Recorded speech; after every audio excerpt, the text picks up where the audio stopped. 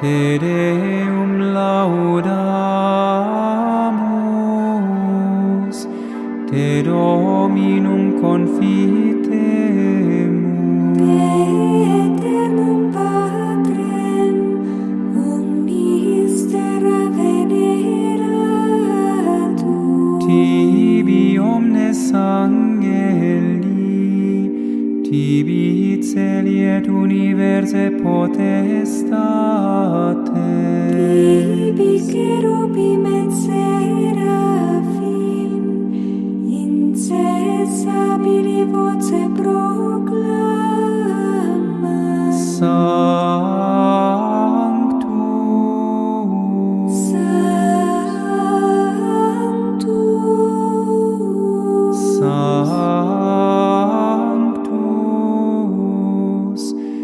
Dominus Deus Sabaoth. Pleni sunt celi et terra, majestatis gloriae Tue. Te gloriosus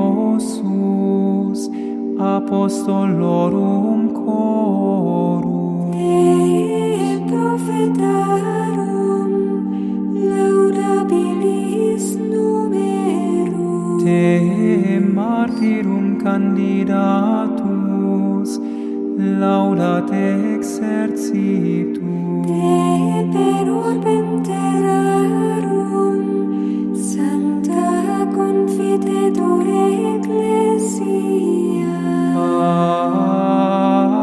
Patrem immense majestati, Venerandum tuum verum et unicum Filium. Sanctum quoque Paraclitum Spiritum, Tu rex gloriae Christe. Tu Patris sempiternus es Filium, Tu ad liberandum suscepturus hominem, non horuisti virginis uterum. Tu de victo mortis aculeo,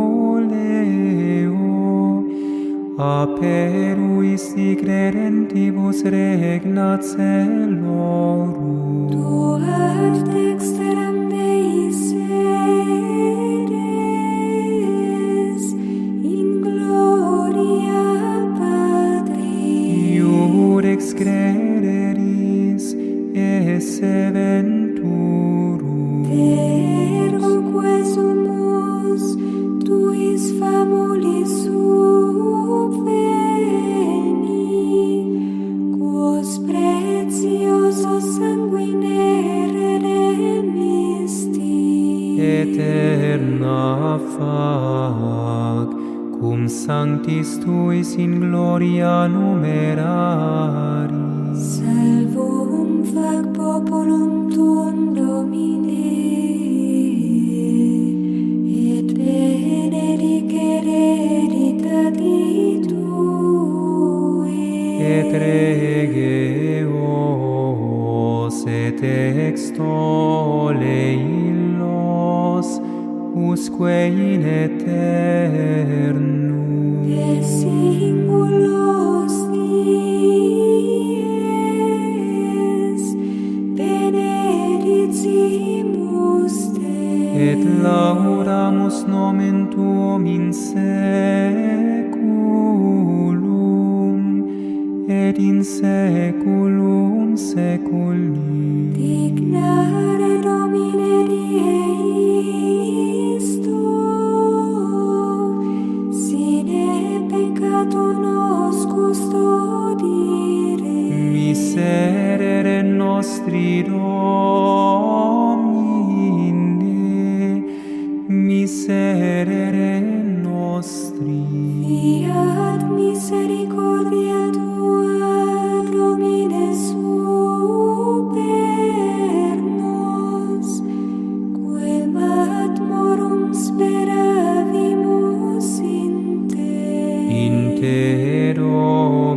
speravi, non confundar in eternum.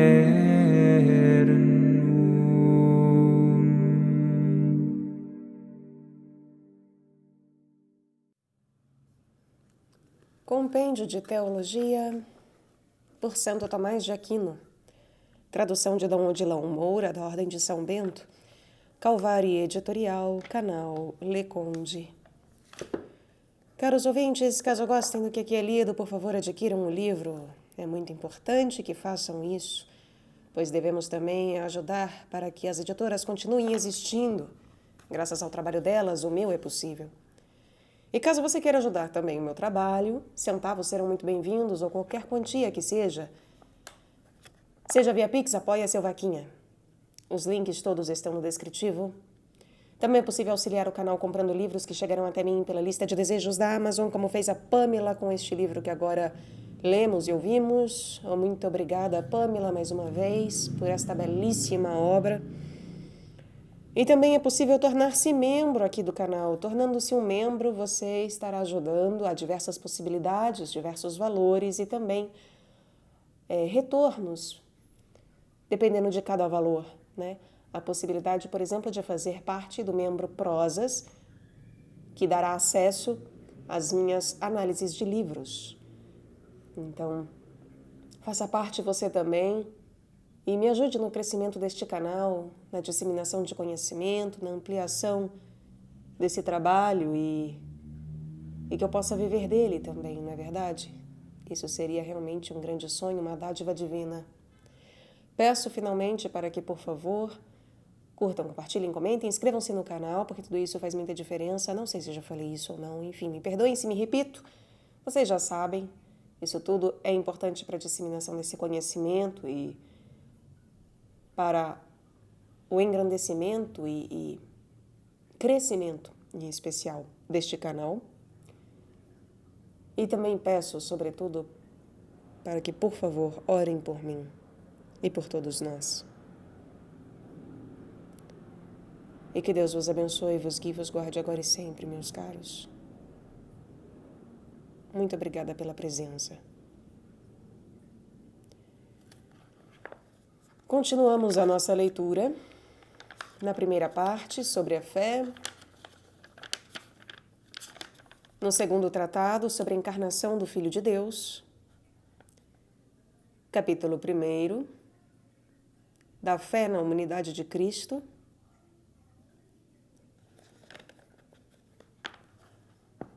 25º parágrafo. Não há em Cristo dois supostos. 1. Outros, tentando evitar os inconvenientes precedentes, afirmaram, com efeito, que em Cristo a alma uniu-se ao corpo, e mediante esta união fez-se um determinado homem, que dizem que foi assumido pelo Filho de Deus na unidade da pessoa, e em razão dessa assunção, dizem também que aquele homem é Filho de Deus e que o Filho de Deus é aquele homem. Afirmam, além disso, que a predita assunção refere-se só à unidade de pessoa, e desse modo pretendem confessar que em Cristo há uma só pessoa de Deus e de homem. Como, porém, o homem que dizem constituído de alma e corpo é um certo suposto, ou hipóstase, da natureza humana, eles põem em Cristo dois supostos e duas hipóstases. Um da natureza humana, criado e existindo no tempo. Outro da natureza divina, incriado e eterno. Assim, essa sentença, embora verbalmente pareça diferenciar-se da de Nestório, na realidade conduz ao mesmo erro deste. 2. Sabe-se que pessoa nada mais é que a substância individual de natureza racional. Ora, sendo a natureza humana uma natureza racional, pelo próprio fato de se pôr em Cristo algum suposto ou hipóstase, criado e existindo no tempo e pertencente à natureza humana, põe-se também nele uma pessoa existindo no tempo e criada, pois o nome de suposto ou de hipóstase quer significar justamente uma substância individual. Logo, os que põem em Cristo dois supostos ou hipóstases, se entendem o que dizem, põem também necessariamente nele duas pessoas. 3. Ademais, quando dois seres se diferenciam pelo suposto, o que convém a um não convém ao outro. Se com efeito não é o mesmo suposto do Filho de Deus e do Filho do homem, conclui-se que as propriedades do Filho do Homem não podem ser atribuídas ao Filho de Deus, e vice-versa. Não se poderia, portanto, afirmar que Deus foi crucificado, que nasceu da Virgem.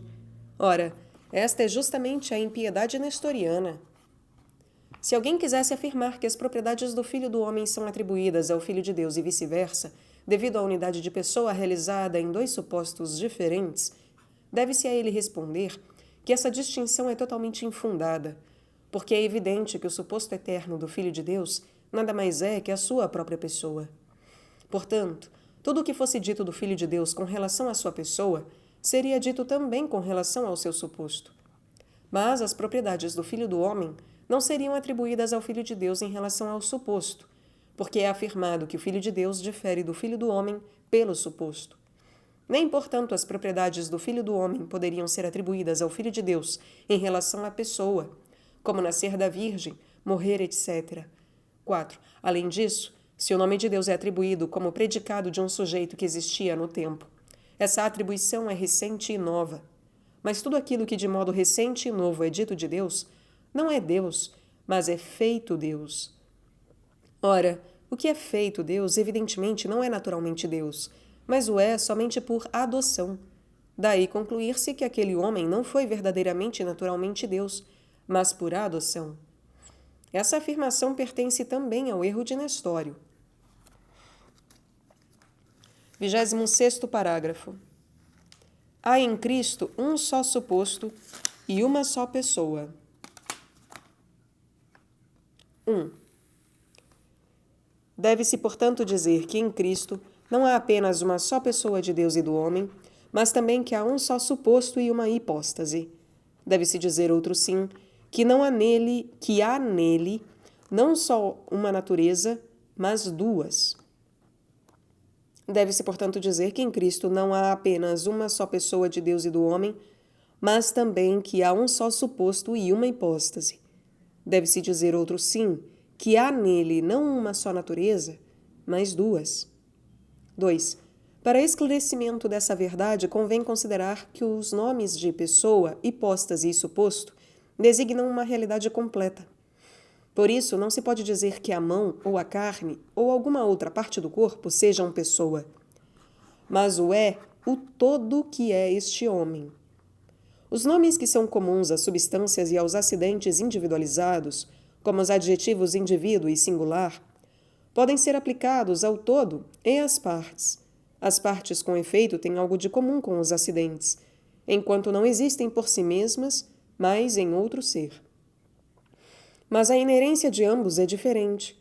Pode-se, pois, dizer que a mão de Sócrates ou de Platão é um certo indivíduo ou algo singular, sem serem, contudo, hipóstase, suposto ou pessoa.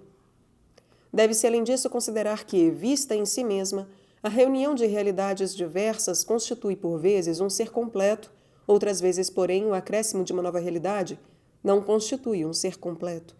Como, por exemplo, na pedra, a reunião de 4 elementos constitui um ser completo. Por esse motivo, aquilo que é constituído de elementos pode ser dito na pedra suposto ou hipóstase, mas não pode ser chamado de pessoa, porque não é hipóstase de uma natureza racional. No animal, porém, a composição dos elementos não o torna um ser completo, mas compõe apenas uma parte dele, isto é, o corpo, porque é necessário o acréscimo de outra coisa para tornar-se animal completo, a saber, da alma. Assim sendo, a reunião dos elementos no animal não o constitui pessoa ou hipóstase. É, porém, suposto ou hipóstase o animal completo. Além disso, no animal, a composição dos elementos não é menos eficaz que na pedra, mas o é muito mais, porque essa composição é ordenada para a constituição de um ser mais nobre. Assim sendo, deve-se dizer que nos demais homens, mas não em Jesus Cristo, a união da alma e do corpo constitui uma hipóstase e suposto, porque nada há neles acrescido ao corpo e à alma. 3. No Senhor Jesus Cristo, porém, é acrescida à alma e ao corpo uma terceira substância, a divindade. Por conseguinte, em Jesus Cristo, o todo constituído da alma e de alma e corpo, o todo constituído de alma e corpo, não é separadamente suposto hipóstase e nem pessoa. Nele, suposto hipóstase ou pessoa, é aquilo que consta de 3 substâncias, isto é, de corpo, de alma e de divindade. E desse modo, como em Cristo há uma só pessoa, há também um só suposto e uma só hipóstase. Nele, porém, a união da alma e do corpo realiza-se de modo diferente daquela que a divindade une-se à alma e ao corpo. A alma, com efeito, junta-se ao corpo como sua forma, e de ambos é constituída uma natureza, a natureza humana. Mas a divindade não se une à alma e ao corpo como forma, ou como parte integrante, porque isso vai contra a natureza da perfeição divina. Por isso, da união da alma, do corpo e da divindade, não se constitui uma só natureza, mas foi a própria natureza divina, que é em si mesma completa e simples, bem como de certa maneira incompreensível e inefável, que assumiu a natureza humana, composta de alma e corpo, o que se realizou pela infinita virtude de Deus. 4. Sabemos que quanto um agente é mais poderoso, tanto mais é capaz de acomodar a si um instrumento para as operações. Assim, pois, como a virtude divina é infinita devido a Deus ser infinito, e também é incompreensível, da mesma maneira, o modo pelo qual Cristo uniu a si a natureza humana, como sendo ela um certo instrumento feito para a salvação humana, nos é inefável e supera toda outra união de Deus com a criatura. 5.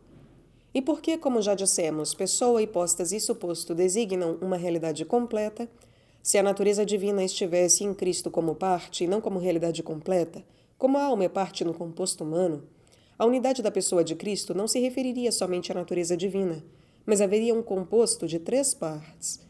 Como no homem, pessoa, hipóstase e suposto é algo constituído de alma e corpo. Como, porém, a natureza divina é uma realidade completa que assumiu a si, por certa união inefável, a natureza humana, pessoa em Cristo, salva-se somente pelo lado da natureza divina, bem como hipóstase e suposto.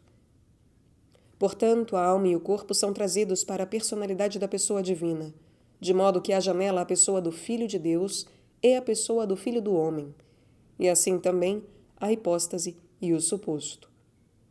6. Pode também ser encontrado nas criaturas uma certa semelhança dessa união. Sabemos que a substância e o acidente não se unem de modo a constituírem um terceiro ser, sendo que, assim, nessa união, o sujeito não está como parte, mas é algo completo e constitui a pessoa, hipóstase ou suposto. O acidente é acrescido à personalidade do sujeito de tal modo que homem e homem branco constituem uma só pessoa, e também uma só hipóstase e um só suposto. Por certa semelhança com esse exemplo, a pessoa, hipóstase e suposto do Filho de Deus é também pessoa, hipóstase e suposto da natureza humana de Cristo. 7. Devido a essa semelhança do exemplo com a realidade, é que alguns, não discernindo a diferença entre realidade e o exemplo, presumiram afirmar que a natureza humana de Cristo degrada-se à categoria de acidente e que, consequentemente, se une acidentalmente ao Filho de Deus. 8. Das razões precedentes, conclui-se com evidência que em Cristo outra pessoa não há, senão a eterna, que é a própria pessoa do Filho de Deus, e que também não há outra hipóstase ou suposto. 9. Por conseguinte, quando se chama Cristo a este homem, faz-se referência ao suposto eterno. Por ser feita referência ao suposto eterno, contudo, o nome de homem não deve ser atribuído de modo equívoco a Cristo e aos outros homens. A equivocação, com efeito, não é considerada devido à diversidade da suposição, mas devido à diversidade de significação. Assim, o nome homem atribuído a Pedro e a Cristo significa a mesma coisa, isto é, a natureza humana, mas esse nome não supõe para a mesma coisa, porque, referindo-se a Cristo, supõe para o suposto eterno do Filho de Deus. Referindo-se a Pedro, porém, supõe para um suposto criado. 10. A cada um dos supostos de uma natureza podem ser atribuídas as propriedades das naturezas das quais são supostos. Ora, havendo em Cristo um só suposto da natureza divina e da natureza humana, é claro que pode ser atribuído indiferentemente a este suposto de ambas as naturezas, usando-se de um termo relativo à natureza ou à pessoa divina ou humana, as propriedades da natureza divina e as propriedades da natureza humana, como, por exemplo, dizer que o Filho de Deus é eterno e que o Filho de Deus nasceu da Virgem, ou também dizer que este homem é Deus, criou as estrelas, nasceu, morreu e foi sepultado. O predicado é atribuído ao sujeito segundo uma forma ou segundo uma matéria, como, por exemplo, disse que Sócrates é branco segundo a brancura, ou que Sócrates é racional segundo a alma. Ora, acima foi dito que em Cristo há duas naturezas em um só suposto. Se, portanto, referirem-se ao suposto, podem ser indiferentemente atribuídos a Cristo predicados humanos ou divinos. Deve-se, porém, discernir a razão por que esses predicados são atribuídos a Cristo, porque os predicados divinos referem-se a Cristo conforme a natureza divina, e os predicados humanos, porém, conforme a natureza humana. 27º parágrafo. O que em Cristo se diz uno e múltiplo. Porque há em Cristo uma só pessoa e duas naturezas, consideremos agora, respeitando-se a conveniência das mesmas, o que nele possa ser dito uno ou múltiplo. 1. Devemos afirmar que são múltiplas em Cristo todas as propriedades que se multiplicam de acordo com a diversidade das naturezas. A respeito disso, devemos considerar, em primeiro lugar, que, sendo a natureza recebida por geração ao nascimento, e havendo em Cristo duas naturezas, necessariamente há também nele duas gerações ou nascimentos, uma eterna, pela qual recebe do Pai a natureza divina, outra temporal, pela qual recebe a natureza humana da Mãe. 2. Semelhantemente, devem ser tidas como múltiplas em Cristo as propriedades de cada natureza, e que são de modo adequado atribuídas a Deus e ao homem. São, com efeito, atribuídas a Deus inteligência e vontade, bem como as suas respectivas perfeições, a saber, a ciência e a sabedoria, a caridade e a justiça. A inteligência e a vontade são também atribuídas a Cristo enquanto homem, pois as duas pertencem à alma humana, bem como as perfeições de ambas, como a sabedoria, a justiça e outras semelhantes perfeições. Por esse motivo, deve-se afirmar que em Cristo há duas inteligências, a divina e a humana, duas vontades, duas ciências e duas caridades, uma criada e outra incriada. 3. As propriedades do suposto ou hipóstase devem ser tidas como unas em Cristo. Portanto, se o ser for tido como sendo um só ser do suposto, parece que se deva afirmar que em Cristo há um só ser. Isso é claro. Quando as partes estão separadas, cada uma tem o próprio ser, mas quando estão unidas no todo, cada uma não tem o próprio ser, pois todas elas existem pelo ser do todo. Assim sendo, e se considerando em Cristo um suposto integrado de duas naturezas, nele só pode haver um ser, como só há um suposto. 4. Porque as operações pertencem aos supostos e os seguem, alguns supuseram que, como em Cristo só há um suposto, nele não pudesse haver senão uma só operação. Mas estes não pensaram retamente. Ora, em cada indivíduo há muitas operações. Se nele há muitos princípios, para as mesmas. Assim, aqui no homem, a operação intelectiva é diversa da sensitiva, porque a inteligência e os sentidos são princípios diferentes. Inteligência e sentidos são princípios diferentes. No fogo, um é o ato de aquecer, outro o de elevar-se, porque o calor é um princípio diferente da leveza. Com efeito, a natureza relaciona-se com a operação, como sendo seu princípio. Logo, não há uma só operação em Cristo, devido a existir um só suposto, mas há nele duas operações, porque há duas naturezas. Na Santíssima Trindade, porém, dá-se o contrário. Há uma só operação das três pessoas, porque há uma só natureza. 5. Entretanto, a operação da humanidade participa, em Cristo, de algo da operação da potência divina. A operação da humanidade participa, em Cristo, de algo da operação da potência divina. Nos atributos que se referem a um suposto, os demais são usados como instrumento do principal, como as demais partes do homem, são instrumentos da sua inteligência. Ora, a humanidade em Cristo é como um instrumento da divindade. É evidente que o instrumento age em virtude do agente principal. Assim sendo, encontra-se no instrumento não só a virtude que lhe é própria, mas também a do agente principal. Por exemplo, Pela atividade própria do machado, é talhada a madeira para fazer o caixão, mas o machado é impulsionado pelo carpinteiro. Assim, também em Cristo, a operação da natureza humana possuía uma certa força, acima da potência humana, que provinha da divindade. Quando ele tocou no leproso, esse ato foi da sua natureza humana. Mas que aquele toque tenha curado a lepra, isso procedia da sua força da divindade. Isso procedia da força da sua divindade. O toque em si no leproso foi um ato da sua natureza humana, mas que o toque tenha curado a lepra, isso procedia da força da sua divindade. Por esse motivo, todas as suas ações e paixões humanas eram salutíferas, isto é, pela virtude divina. E também por esse motivo que Dionísio denominou de teândrica a ação humana de Cristo, termo que significa a virtude de Deus, teândrica, justamente porque procedia da humanidade, enquanto nela havia a virtude da divindade. 6. Alguns também ficaram em dúvida se havia em Cristo uma só filiação, devido a ser um só suposto, ou se havia duas devido à dupla natividade. Parece, entretanto, que são duas filiações.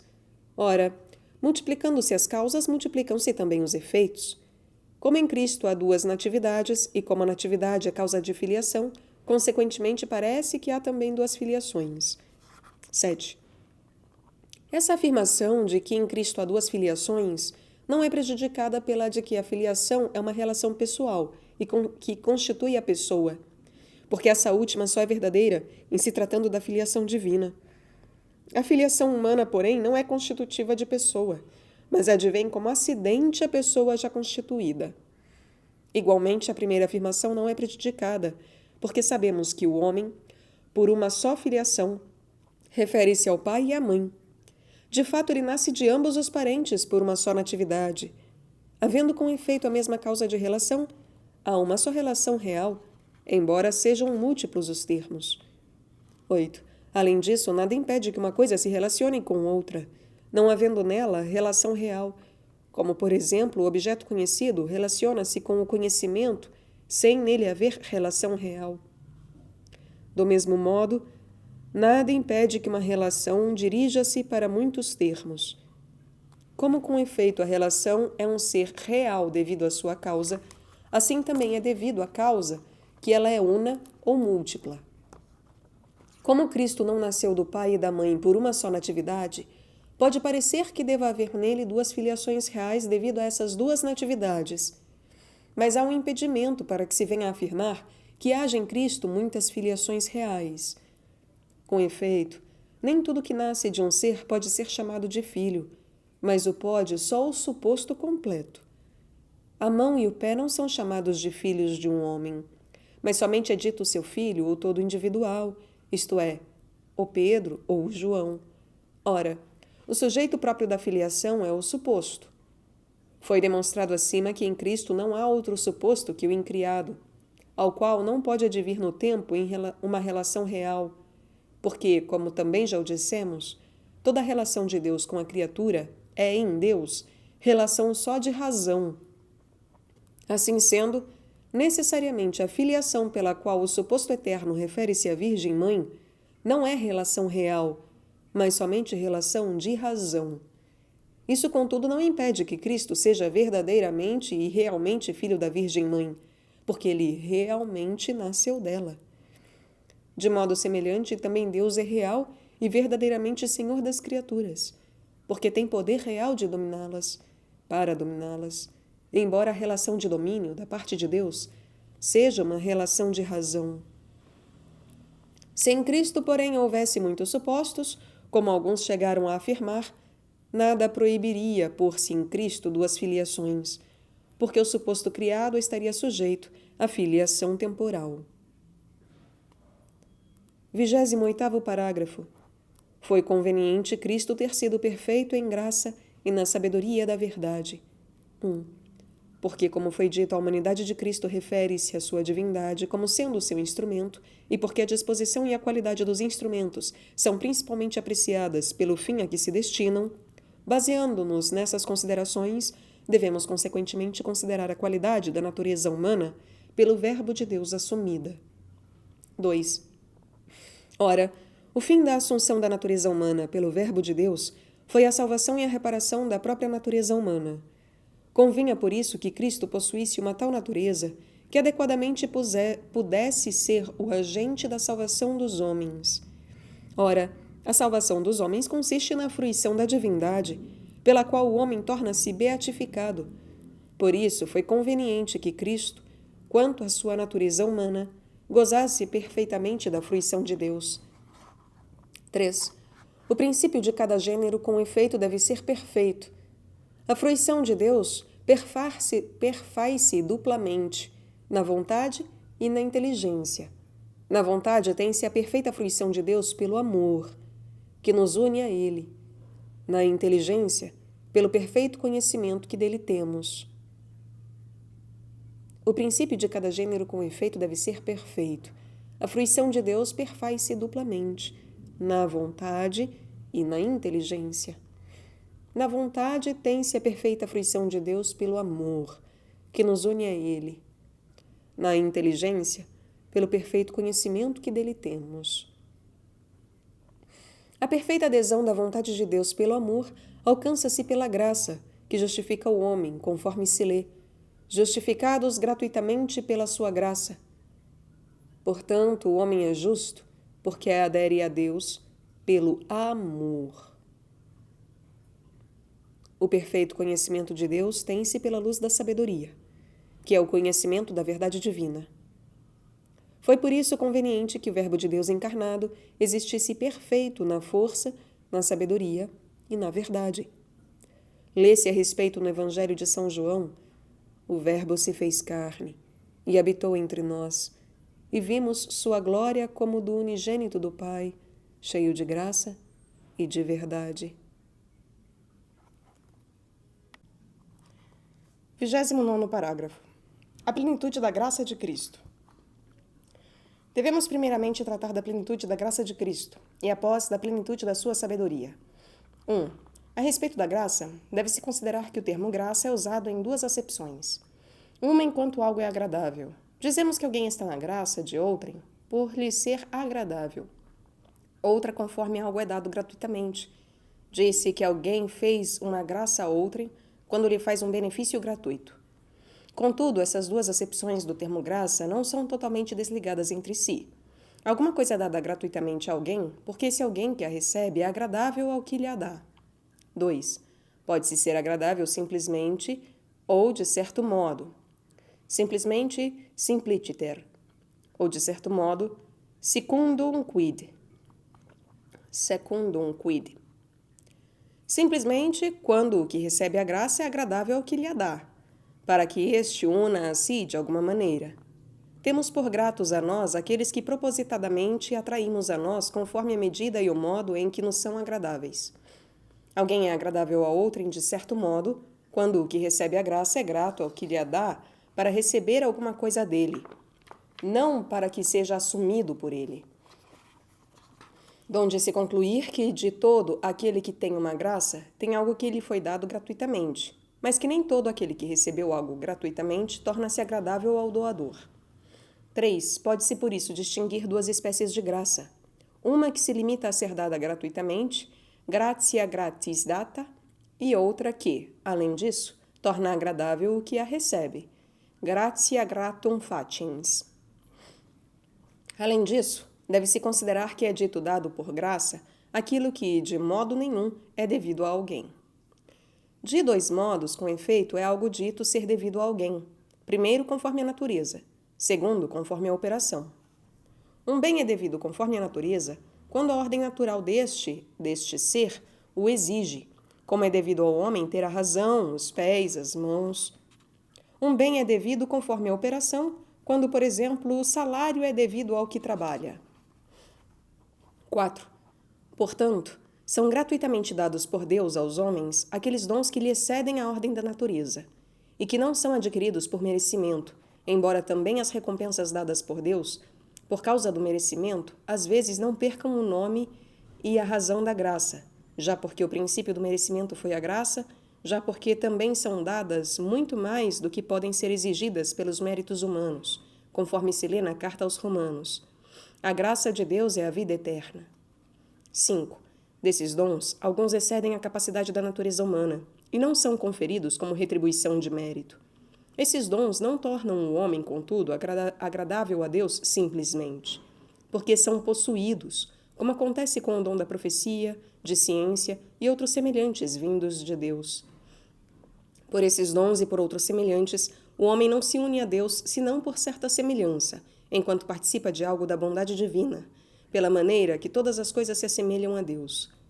Alguns dons que excedem a capacidade da natureza humana, porém, tornam o homem agradável a Deus e o unem a Ele.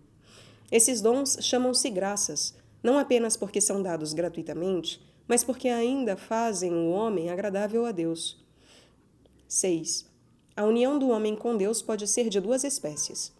A primeira é pela afeição, que se realiza pela caridade, a qual, de certo modo, faz o homem um com Deus, conforme está escrito: quem adere a Deus, faz-se um espírito com ele. Por essa união, Deus também habita no homem, segundo o texto do Evangelho de São João.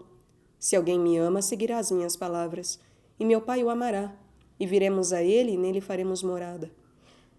Por meio dessa união, o homem também está em Deus, conforme se lê: quem permanece na caridade está em Deus, e Deus nele. Torna-se, portanto, agradável a Deus pela recepção do dom gratuito, aquele que é levado pelo amor da caridade a ser um só espírito com Deus, de modo que esteja em Deus e Deus nele. Por isso, São Paulo, em uma das suas cartas, diz que, sem a caridade, os outros dons não são úteis para o homem, justamente porque não o podem fazer agradável a Deus sem que haja caridade. Essa graça é comum a todos os santos. Eis porque o homem Cristo, impetrando tal graça para os discípulos, assim falava: que eles sejam um, isto é, pela união de amor, como nós também somos um. 7. A segunda união do homem com Deus não é só pela afeição ou pela habitação, mas também pela unidade da hipóstase ou de pessoa, de modo que haja uma só e mesma hipóstase ou pessoa de Deus e do homem. Essa união do homem com Deus é própria de Jesus Cristo, a respeito da qual já falamos bastante. Foi esta também a graça singular do homem Cristo, ter sido ele unido a Deus em unidade de pessoa. Além disso, é um dom concedido gratuitamente, porque excede a faculdade da natureza, e porque nenhum mérito o precedeu. Esse dom fez também Cristo agradabilíssimo a Deus, de modo que se possa dizer de Cristo: este é meu Filho bem-amado, no qual ponho as minhas complacências. 8. Entretanto, há diferença entre ambas essas graças, porque a graça que une o homem a Deus pela afeição existe na alma como uma qualidade habitual, realizando-se com efeito a união pelo ato de amor e os atos perfeitos procedendo de um hábito, e os atos perfeitos procedendo de um hábito, consequentemente, para ver esse hábito perfeitíssimo, pelo qual a alma une-se a Deus pelo amor, deve ser infundida na natureza humana uma graça habitual. Mas a realidade pessoal ou hipostática não procede de um hábito, mas das naturezas, as quais pertencem às hipóstases, ou pessoas. Por conseguinte, a união da natureza humana com Deus na unidade de pessoa não se realiza por uma graça habitual, mas pela união das próprias naturezas na pessoa. Sabemos também que quanto mais uma criatura se aproxima de Deus, tanto mais participa da sua bondade, e é mais enriquecida por abundantes dons que vêm de Deus, como também, por exemplo, recebe mais calor do fogo quem dele mais se aproxima.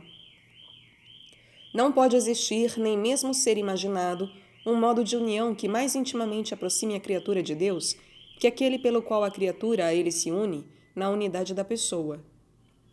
Não pode existir, nem mesmo ser imaginado, um modo de união que mais intimamente aproxime a criatura de Deus que aquele pelo qual a criatura a ele se une na unidade da pessoa. 9. Também devido a essa união da criatura com Deus na unidade da pessoa, deve-se concluir que a alma de Cristo estava mais plenamente cheia dos dons habituais da graça que a dos outros homens. Assim sendo, a graça habitual em Cristo não foi disposição para a união com Deus, mas é efeito dessa união. O próprio modo de exprimir-se do evangelista supracitado claramente o confirma quando ele diz: nós o vimos como o unigênito do Pai, cheio de graça e de verdade. O homem Cristo é também o unigênito do Pai, enquanto o Verbo se fez carne. 10.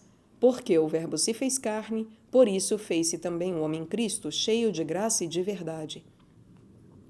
Nas coisas que têm a plenitude de uma bondade ou perfeição, tal plenitude é mais abundante naquela que transmite a bondade às outras, como, por exemplo, tem mais plenitude de luz aquilo que ilumina outras coisas.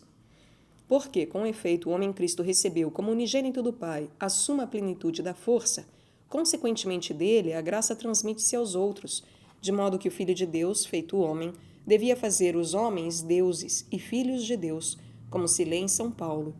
Deus enviou o seu Filho, feito de uma mulher, feito sob a lei, para redimir os que estavam sob a lei, e para que recebêssemos a adoção de filhos. 11. Porque também a graça e a verdade de Cristo são dirigidas aos outros, é conveniente que ele seja a cabeça da Igreja, pois da cabeça para os membros, que lhe são conforme por natureza, derivam, de certo modo, os sentidos e os membros. Assim também a graça e a verdade de Cristo derivam para os outros homens. Lê-se com relação a isso na carta aos Efésios, e o colocou como cabeça sobre toda a Igreja, que é o seu corpo. Cristo pode ser dito cabeça não só dos homens, mas também dos anjos, pela excelência e influência, embora não pela conformidade de natureza pela mesma espécie. Por isso, antes de escrever aquelas palavras, o apóstolo escrevera que Deus o constituiu a Cristo à sua destra, nos céus, sobre todo o principado, potestade, virtude e dominação. 12. Devido a essas verdades acima expostas, foi costume atribuir-se a Cristo 3 espécies de graças. Primeira, a graça de união, pela qual a natureza humana, sem mérito algum precedente, recebeu de Deus este dom de ser unida em pessoa ao Filho de Deus. Segundo, a graça singular, pela qual a alma de Cristo foi mais repleta de graça e verdade que as outras. E terceira, a graça capital, segundo a qual a graça deriva dele para os outros. A essas 3 graças refere-se o evangelista em ordem adequada. Quanto à graça de união, diz: o Verbo se fez carne. Quanto à graça singular, diz: vimo-lo como o unigênito do Pai, cheio de graça e de verdade. Quanto à graça capital, acrescenta: e da sua plenitude, todos nós recebemos. 30º parágrafo. Da graça infinita de Cristo. 1. É peculiar a Cristo ter a graça infinita, porque, conforme o testemunho de João Batista, Deus não lhe dá o Espírito por medida. Aos outros, porém, é dado com medida, como se lê na carta aos Efésios. A cada um de nós é dada a graça de acordo com a medida da doação feita por Cristo. No primeiro texto, referindo-se à graça de união, não há dúvida quanto ao seu sentido, pois aos outros santos é dado serem deuses ou filhos de Deus por participação, pela recepção de algum dom. Dom esse que, sendo criado, necessariamente é finito, como as demais criaturas. A Cristo, porém, foi dado ser filho de Deus segundo a natureza humana, não por participação, mas por natureza. Ora, sendo infinita a natureza divina pela própria união, Cristo recebeu um dom infinito, razão porque, sem dúvida alguma, a graça de união é infinita. 2. Como, porém, a graça gratium faciens habitual é também um dom criado, deve-se afirmar que ela tem essência finita. Contudo, essa graça pode ser dita infinita por 3 razões. 3. Primeira, considerando-se quem a recebe. É evidente que a capacidade de toda a natureza criada é finita, porque mesmo sendo infinito o dom recebido pelo gozo ou pelo conhecimento, ele não é recebido infinitamente. Há com efeito o limite da capacidade para cada criatura, de acordo com a sua espécie e natureza, o que não impede que a potência divina faça a outra criatura de maior capacidade. Mas esta já não seria da mesma natureza e espécie que a precedente. Assim também, por exemplo, se ao número 3 fosse acrescentada nova unidade, haveria um número de outra espécie. Quando, portanto, a um ser não lhe é dada tanta quantidade de bondade divina, quanto seja a capacidade natural da sua espécie, parece que lhe é dada conforme alguma medida. Quando, porém, toda a sua capacidade natural é preenchida, parece que não lhe é dada sob medida, porque, embora haja medida da parte de quem recebe, não há, contudo, medida da parte de quem a dá, que está pronto para dar-se todo. Assim, por exemplo, quando alguém vai com um vaso a um rio, encontra água disponível sem medida, embora a receba com medida, devido ao tamanho limitado do vaso. A graça habitual de Cristo é também infinita quanto à essência, mas é dito que lhe foi dada infinitamente e sem medida, porque tanto lhe foi dada quanto pôde recebê-la, a sua natureza criada. 4. Segunda, considerando o seu próprio dom recebido. Deve-se saber que nada impede que uma coisa seja, por essência, finita, mas que, devido a alguma forma, seja considerada infinita. E, por essência, é infinito somente aquilo que possui toda a plenitude do ser, o que convém só a Deus, porque Deus é o próprio ser. Supondo-se uma forma especial não existindo em sujeito, por exemplo, a brancura, o calor, essa forma não teria essência infinita, porque essa essência estaria limitada ao seu gênero ou à sua espécie, mas, segundo a natureza específica, ela estaria sem termos e sem medida, tendo assim tudo o que possa pertencer àquela espécie. Se, porém, a brancura ou o calor foram recebidos em um sujeito, essas formas sempre não possuíram tudo aquilo que pertence necessariamente e sempre à natureza da forma, mas somente quando aquilo é perfeitamente possuído, é possuído na medida em que o pode ser perfeitamente, isto é, quando o modo de possuir corresponde à capacidade da coisa possuída. Assim também a graça habitual de Cristo foi finita quanto à essência, mas é dito ter sido ela sem termo, sem medida, porque Cristo recebeu totalmente tudo o que pode pertencer à natureza da graça. Os outros homens, entretanto, não recebem tudo o que pertence à natureza da graça, mas uns de um modo, outros de outro. Está escrito: há diversidade de dons. 5. Terceira, considerando-se a causa. Sabemos que o efeito está, de certo modo, contido na causa. Quem, portanto, possua uma causa para influir com virtude infinita, possui também a capacidade de influir sem medidas, de modo quase infinito, como, por exemplo, se uma pessoa que possuísse uma fonte da qual a água pudesse jorrar infinitamente, dir-se-ia que ela também possuía a água sem medidas, e, de certo modo, infinitamente. Assim também a alma de Cristo possui a graça infinita e sem medidas, porque Cristo tem o Verbo unido a si, o Verbo que é o princípio indeficiente e infinito de toda a emanação das criaturas. 6. Porque também a graça singular da alma de Cristo é infinita, conforme falamos acima, é evidente a conclusão que a graça de Cristo, enquanto cabeça da Igreja, é também infinita. Do que tem, ele transmite aos outros. Donde, finalmente, porque recebeu os dons do Espírito sem medida, possuir Cristo a virtude de infundir a graça sem medida nas almas, e isso pertence à graça capital. Assim sendo, a sua graça não é apenas suficiente para a salvação de alguns homens, mas também de todo o mundo, como está escrito. Ela é a propiciação pelos nossos pecados, e não só pelos nossos, mas pelos de todo o mundo. Pode-se até acrescentar de muitos mundos, se é que existem outros. 31º parágrafo. A plenitude da sabedoria de Cristo. 1. Continuando a exposição, devemos agora tratar da plenitude da sabedoria de Cristo. Deve-se considerar, em primeiro lugar, que, como em Cristo há duas naturezas, a divina e a humana, tudo aquilo que pertence a cada uma delas, é necessário que seja duplicado em Cristo, como se disse acima. Ora, a sabedoria convém à natureza humana e à divina. Na Escritura lê-se que Deus é sábio. Deus é sábio de coração, forte pelo poder. Mas também a Escritura chama os homens de sábios, ora referindo-se à sabedoria deste mundo, como se lê, que o sábio não se glorie de sua sabedoria, ora a divina sabedoria, como também se lê: eis que enviarei a vós profetas, sábios e escribas. Consequentemente, devemos atribuir a Cristo duas sabedorias, conforme as duas naturezas, a saber, a sabedoria incriada, que lhe convém como Deus, e a sabedoria criada, que lhe convém como homem. 2. Enquanto Deus e Verbo de Deus, a sabedoria de Cristo é gerada do Pai, conforme se lê: Cristo, a virtude e a sabedoria de Deus. Em qualquer ser inteligente, o seu verbo interior não é senão concepção da sua sabedoria.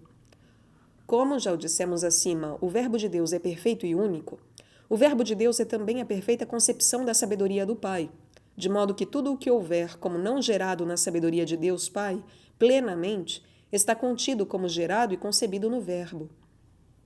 Por isso é dito de Cristo: nele estão escondidos os tesouros da sabedoria e da ciência. 3. Enquanto homem, há em Cristo duas espécies de conhecimento. Um deiforme, pelo qual vê a Deus por essência, e vê as outras coisas em Deus, como o próprio Deus conhecendo-se, conhece a si mesmo todas as outras coisas. Como o próprio Deus conhecendo-se, conhece em si mesmo todas as outras coisas. Por essa visão deiforme, o próprio Deus é bem-aventurado, e o é também toda criatura que frui perfeitamente. Porque dizemos que Cristo é o autor da salvação humana, é também necessário dizer que esse conhecimento convém à alma de Cristo, como convém ao autor da salvação. O princípio, com efeito, deve ser imóvel e elevado ao máximo acima das coisas que dele decorrem. Foi, portanto, conveniente que a visão de Deus, na qual consiste a beatitude e a salvação eterna dos homens, estivesse em Cristo de modo mais excelente que nos outros homens, e como que em princípio imóvel. Diferenciam-se os seres móveis dos imóveis, porque aqueles, os móveis, não possuem, enquanto móveis, desde o princípio, a própria perfeição, mas a vão adquirindo através da sucessão do tempo. Estes, porém, os imóveis, enquanto imóveis, possuem sempre, desde o início, as próprias perfeições. Foi, portanto, conveniente que Cristo, autor da salvação humana, possuísse desde o princípio de sua encarnação a plena visão de Deus, e que não o fosse adquirindo na sucessão do tempo, como acontece com os outros santos. Foi também conveniente que aquela alma, unida que estava mais intimamente a Deus, fosse mais beatificada pela visão divina que as outras criaturas, pois nessa visão os graus são considerados enquanto uns veem mais claramente a Deus que outros. Deus, que é a causa de todas as coisas. Uma causa, com efeito, é tanto mais conhecida, quanto mais os seus efeitos nela podem ser conhecidos. Conhece-se mais plenamente uma causa, enquanto a sua virtude é mais plenamente conhecida. E não se tem o conhecimento dessa virtude sem se conhecer os efeitos, pois a quantidade da virtude mede-se pelos efeitos. Por isso, daqueles que veem a essência de Deus, alguns contemplam no próprio Deus mais efeitos ou razões das obras divinas que outros, cuja visão é menos clara. Já nos referimos acima que, por esse motivo, os anjos que são superiores devem instruir os inferiores. Portanto, a alma de Cristo, que obteve entre as demais criaturas a suma perfeição da visão divina, contempla plenamente em Deus todas as obras divinas e as razões de tudo que foi, é ou será, de modo a iluminar não só aos homens, bem como aos anjos mais elevados. Por isso, São Paulo escreveu: nele estão escondidos todos os tesouros da sabedoria e da ciência de Deus. Lê-se também na carta aos Hebreus: todas as coisas estão claras e nuas aos olhos dele. 4. Contudo, a alma de Cristo não pode ter conhecimento compreensível da divindade. A alma de Cristo não pode ter conhecimento compreensivo da divindade. Efetivamente, foi dito acima que a coisa é conhecida pelo conhecimento compreensivo, quando tanto ela é conhecida, quanto é possível ser conhecida. Sabemos que uma coisa é possível de ser conhecida, enquanto é ser e verdade. Ora, o ser divino e a verdade divina são infinitos. Logo, Deus é infinitamente conhecível. Nenhuma criatura pode conhecer infinitamente um objeto infinito. Logo, nenhuma criatura, ao ver Deus, pode dele ter conhecimento compreensivo. Ora, a alma de Cristo é criatura, e também tudo o que em Cristo pertence só à natureza humana é criado. Se não o fosse, não haveria distinção entre a natureza humana e a divina, que é incriada em Cristo. É incriada a hipóstase, ou pessoa do Verbo, que é uma só em duas naturezas. Por isso, falando simplesmente, não dizemos que Cristo é criatura, porque pelo nome Cristo é significada a hipóstase, embora a alma e o corpo de Cristo sejam criaturas. A alma de Cristo não tem visão compreensiva de Deus, mas Cristo, enquanto Deus, tem-na, pela sua sabedoria incriada, conforme o Senhor disse: ninguém conhece o Filho senão o Pai, e ninguém conhece o Pai senão o Filho. Neste texto, Cristo refere-se a seu conhecimento compreensivo. 5. Deve-se também considerar que, pela mesma razão que se compreende a essência de uma coisa, compreende-se também a sua virtude, pois cada coisa só pode agir enquanto é ser em ato. Se, portanto, a alma de Cristo não pode compreender a essência da divindade, como se viu, é impossível que compreenda também a sua virtude. Compreendê-la-ia, porém, se conhecesse tudo o que Deus pode fazer, ou por quais razões pudesse produzir os efeitos. Isso, entretanto, é impossível. Não conhece, portanto, a alma de Cristo tudo o que Deus possa operar, ou por que meios possa operar. 6. Mas porque Cristo, também enquanto homem, foi colocado por Deus Pai acima de toda criatura, é conveniente que tudo o que Deus de algum modo tenha feito, Cristo perceba, por conhecimento completo, na própria visão da essência divina. Sob essa consideração, a alma de Cristo é dita onisciente, porque tem o conhecimento de tudo o que é, foi ou será. As outras criaturas que veem a Deus, porém, umas com mais abundância, outras com menos, percebem o conhecimento dos supracitados efeitos na mesma visão de Deus. 7. Além desse conhecimento das coisas pelo qual elas são conhecidas pela inteligência criada na própria visão da essência divina, há outros tipos de conhecimentos, pelos quais as criaturas as conhecem. Os anjos, além do conhecimento matutino, pelo qual conhecem as coisas no Verbo, têm o conhecimento vespertino, pelo qual as conhecem nas suas próprias naturezas. Mas tal conhecimento compete aos homens, devido à sua natureza, diferente dos anjos. Os homens, de acordo com a ordem da natureza humana, buscam a verdade inteligível das coisas através dos sentidos, como disse Dionísio, de modo que as espécies inteligíveis de suas inteligências são abstraídas dos fantasmas pela ação do intelecto agente. Mas os anjos recebem a ciência das coisas pelo influxo da luz divina, de modo a serem impressas nas inteligências angélicas as razões ou semelhanças das coisas. Em ambos, além desse conhecimento, nos homens e nos anjos, que lhes convém por natureza, há também o conhecimento sobrenatural dos mistérios divinos. Para esse conhecimento sobrenatural, os anjos são iluminados pelos outros anjos, e os homens pela revelação profética. 8. Como todas as perfeições que se veem nas criaturas devem ser atribuídas também à alma de Cristo, que é a criatura superior, a todas as demais, convenientemente, lhe devem ser atribuídos, além do conhecimento pelo qual ele vê a essência divina, outros 3 conhecimentos. O primeiro é o conhecimento experimental, que também os outros homens possuem, enquanto conhecem as coisas pelos sentidos, como convém à natureza humana.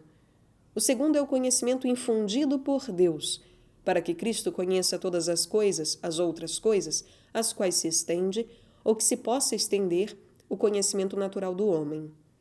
Ora, foi conveniente que a natureza humana, assumida pelo Verbo de Deus, em nada fosse deficiente de perfeição, porque por ela toda a natureza humana foi restaurada. Sabemos que é imperfeito tudo o que está em potência antes de ser reduzida a ato. Ora, a inteligência humana está em potência para tudo o que é inteligível e possível de ser conhecido naturalmente pelo homem. Logo, a alma de Cristo recebeu a ciência de todas as coisas pelas espécies divinamente infundidas, enquanto toda a potência da sua inteligência humana foi reduzida a ato. Houve também um terceiro conhecimento na alma de Cristo, pelo qual conheceu tudo o que possa pertencer aos mistérios da graça, que estão acima do conhecimento natural do homem, porque Cristo, segundo a natureza humana, não foi apenas o reparador da natureza, mas ainda o propagador da graça. Esses mistérios são conhecidos pelos homens pelo dom da sabedoria ou pelo espírito da profecia, pois para conhecê-los a inteligência humana está em potência, bem que deva ser elevada a ato por um agente mais elevado. Para o conhecimento das coisas naturais, a inteligência é reduzida a ato pela luz do intelecto agente, mas o conhecimento daqueles mistérios recebe-se pela luz divina. 9. De tudo o que se disse anteriormente, claramente se conclui que a alma de Cristo, entre as demais criaturas, obteve o sumo grau de conhecimento, quer quanto à visão da essência de Deus, quer quanto ao conhecimento das coisas nela contidas. O mesmo se diga quanto ao seu conhecimento dos mistérios da graça, bem como quanto ao conhecimento das coisas naturais que podem ser por todos conhecidas. 10. Portanto, em nenhum desses 3 tipos de conhecimento ele pôde progredir. Mas quanto ao conhecimento das coisas sensíveis, é claro que as conheceu experimentalmente pelos sentidos do corpo, cada vez mais na sucessão do tempo. Assim sendo, somente quanto ao conhecimento experimental houve progresso na alma de Cristo, conforme se lê: o menino crescia em sabedoria e idade. Esse texto também pode ser interpretado em outro sentido, a saber, que o progresso da sabedoria de Cristo não seja atribuído a ele próprio, de modo a tornar-se mais sábio, mas à sabedoria dos outros que progredia, enquanto, pela sabedoria de Cristo, iam se tornando cada vez mais instruídos. Isso foi feito providencialmente, isto é, que se manifestasse semelhante aos outros homens, porque manifestando na infância a perfeita sabedoria, o mistério da encarnação poderia ser tido como fantástico.